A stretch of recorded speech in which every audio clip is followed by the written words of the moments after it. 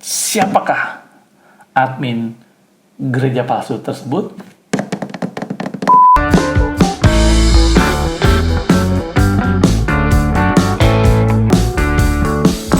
Halo semuanya, kita ketemu lagi. Banyak yang penasaran ya kemarin. Siapa gitu ya. Dan sekarang kita akan bahas siapakah admin dari gereja palsu. Oke, pertanyaannya nih, bagaimana bisa tahu admin gereja palsu? Gini, waktu pertama kali saya follow, nggak nebak lah pertama ya. Tapi begitu lihat, oke nih postingannya, begitu saya lihat, langsung muncul beberapa nama. Ya. Oh, ini kayaknya nih, yang saya tahu, yang saya duga gitu ya. Lalu muncul, terus makin kesini, saya perhatikan, kan saya cuma baca ya, jarang komen. Nah, tapi makin kesini kan makin aneh saya lihat, lalu saya mulai komen. Komen saya itu konsisten. Konsistennya adalah saya komen mendorong dia untuk membuka ruang diskusi, membuka ruang debat. Karena gini, nggak semuanya ini, banyak hal yang juga yang saya sependapat dengan yang disampaikan di akun itu. Tapi makin kesini makin banyak yang menurut saya itu kurang pas. Menurut saya, menurut dia mungkin pas. Maksudnya kurang pas gini. You nuduh orang ya. Ayo dong, buka dong ruangnya dong. Diskusi sama orangnya gitu ya. Dan setiap saya komen, dia nggak pernah balas. Komen yang lain semua dibalas. Nah, saya mulai mikir, oke, berarti dia kenal nih sama saya, ya, dia kenal sama saya. Lalu nama-nama tadi mulai mengerucut. Nah, mulai mengerucut. Saya komen lagi, berapa kali komen, nggak dibalas juga. Akhirnya saya mengambil kesimpulan, oke, ini orang kenal sama saya, berarti kemungkinan saya juga kenal sama dia. Lalu saya mulai melakukan, kalau di komunikasi itu forensik ya, tapi forensik sederhana aja. Forensik sederhana untuk melihat pola. Karena gini, setiap manusia itu sadar nggak sadar dia punya pola. Kita tuh punya pattern termasuk dalam komunikasi. Ya, kalau orang Batak ngomongnya gitu, orang Bali ngomongnya gitu. Tapi itu kan bahasa lisan, bahasa tulis ada juga patternnya. Tanpa kita sadari, misalnya ya, satu orang menulis terima kasih, thanks. Satu orang pakai S, satu orang enggak, satu orang pakai TX gitu ya. Lalu kalau kita ngetik hahaha, ada yang titiknya 2, ada yang titiknya 3 gitu ya.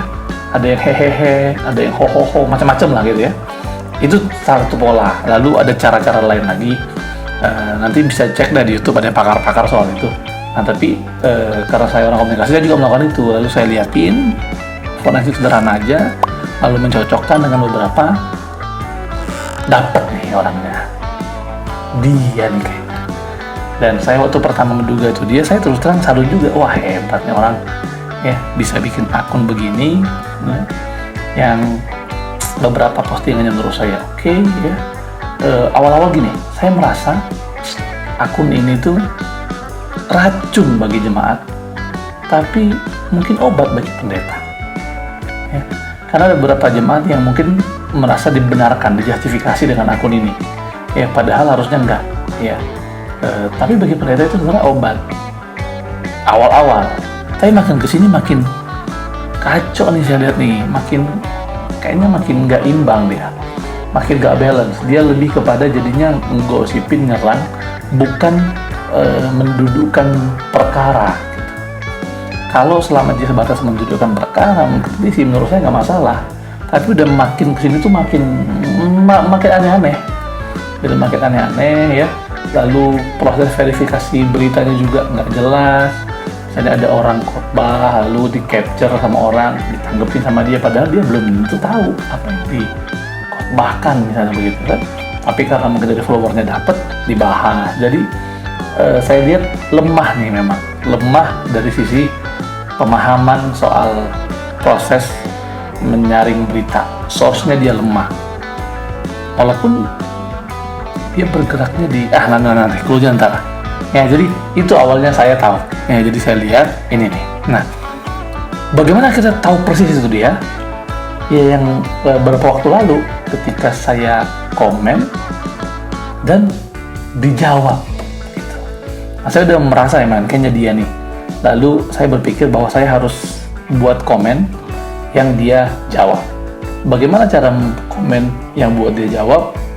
Saya menaruh dia di posisi yang sepertinya dia akan benar dan bisa menekan komentar saya. Begitu saya ngomong gitu, dia langsung balas. Nah, itu tuh jebakannya di situ. Begitu dia komen, lalu saya komen lagi dan sifatnya personal, dia kaget. Saya langsung dihapus gitu ya. Langsung dihapus dan saya langsung dia nih gitu. Tiba-tiba nggak lama banyak orang juga dihapus. Orang-orang yang kenal saya adalah orang-orang yang kenal dia. Pada dihapusin semua. Tunggu. Walaupun mereka sendiri belum tahu dia siapa. Nah, itu membuat saya oke, dia nih orangnya gitu. Nah, dan banyak yang penasaran setelah saya ngobrol yang lalu, saya posting di Instagram yang lalu, ternyata benar dia. Banyak banget yang DM, banyak banget yang WA dari macam-macam. Jadi itu juga saya terus melihat, wah hebat juga nih orang, berarti coverage juga cukup luas ya, sampai di mana-mana. Dan saya pikir-pikir jawab apa enggak ya, karena ada yang bilang buka bang, ada yang bilang begini juga, jangan bang, perlu juga akun-akun begitu jadi penyeimbang apa? Penyeimbang gereja-gereja kayak kami ini. Nah gitu ngomongnya. Jadi perlu itu kan ya. Ada yang bilang begitu juga gitu. Jadi tapi ada yang bilang wah udah makin kacau tuh bang gitu. Bukalah gitu ya. Jadi banyak tuh yang minta dibuka, tapi ada juga yang bilang nggak usah bang. Tapi yang bilang nggak usah juga nanya, tapi siapa bang ya? Gitu, off the record deh gitu ya. Nah, jadi banyak banget. Nah, karena itu kita akan bahas hari ini siapa sih admin gereja palsu.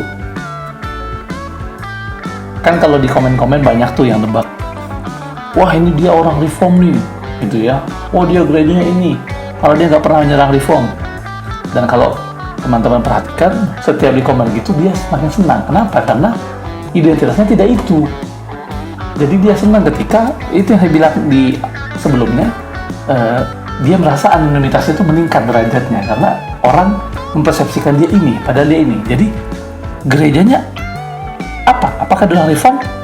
Bukan, salah ya. Dia bukan orang reform ya. Dia orang apa? Orang GBI. Setahu saya terakhir dia masih ibadah di GBI ya. Setahu saya. Ya jadi orang GBI ya. Orang gereja kita. Nah tapi kalau banyak bilang, lu kok dia kritik GBI? Ya iya. Artinya gini, kan lebih mudah kita mengkritik.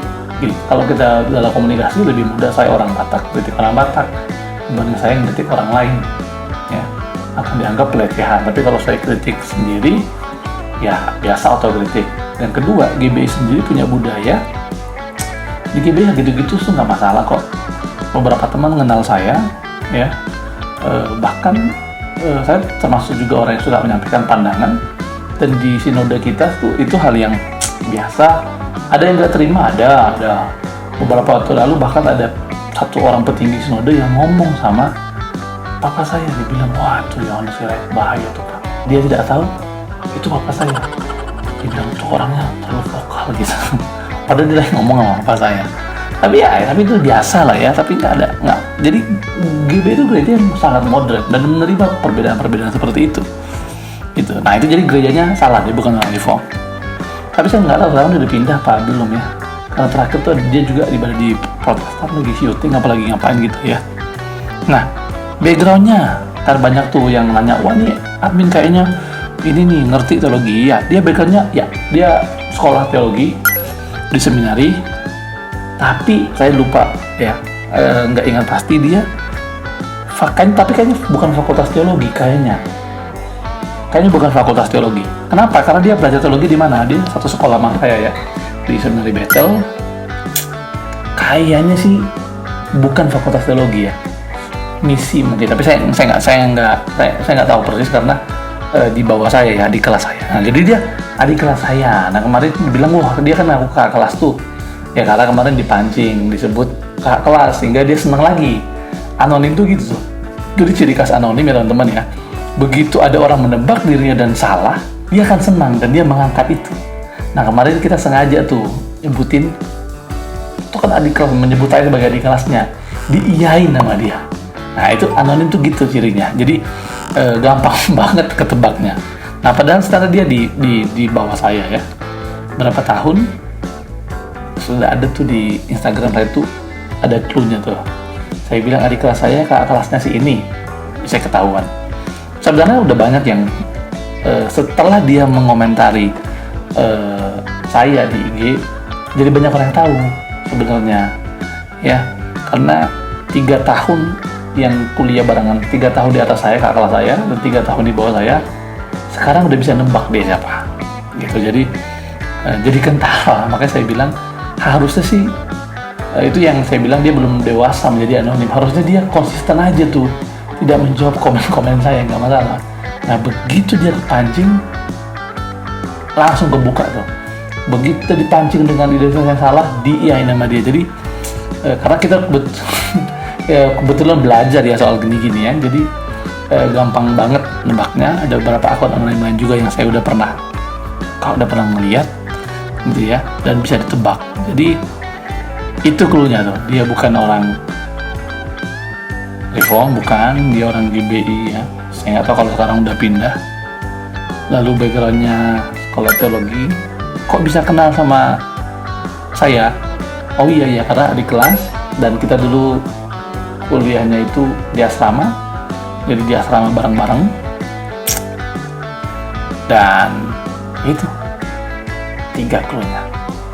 Dan siapakah admin gereja palsu tersebut? Dengan 3 clue tadi, silakan ditebak. Yang tahu tulis di komen, yang benar nanti kita kasih hadiah.